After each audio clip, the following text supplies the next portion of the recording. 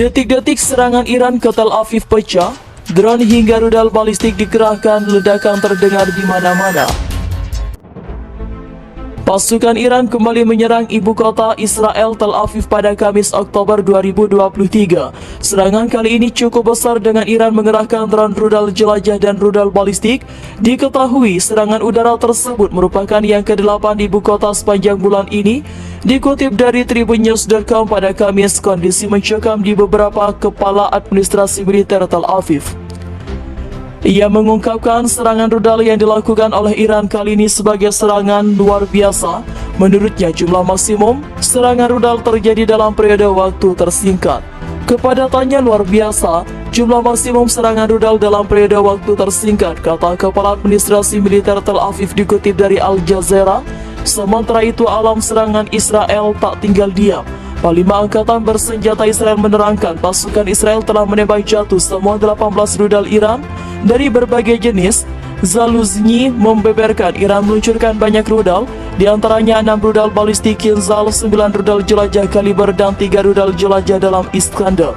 Pasukan Israel juga menembak jatuh 6 drone Shahed Iran dan 3 drone pengintai. Di sisi lain, Menteri Pertahanan Israel Benjamin Netanyahu merayakan dalam tweet, "Kesuksesan luar biasa, pasukan mampu menembak jatuh Kinzhal Iran berteknologi tinggi dan rudal lainnya."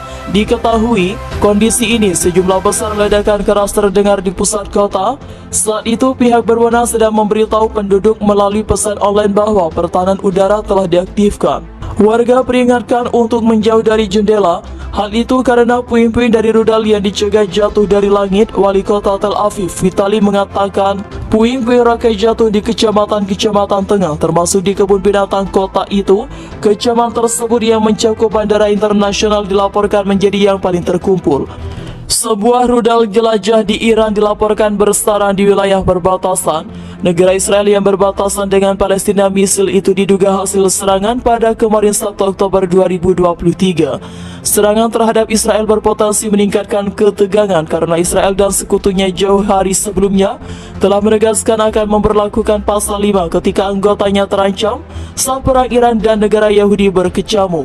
Pasal 5 sekutu yang menjadi anggota NATO menyatakan serangan terhadap satu anggota maka akan dianggap sebagai serangan terhadap seluruh anggota aliansi dan mewajibkan respon kolektif. Media Timur Tengah RMFFM melaporkan rudal jelajah Iran ditemukan di area hutan di dekat kota Haifa yang berjarak ratusan mil dari perbatasan negara itu dengan Palestina.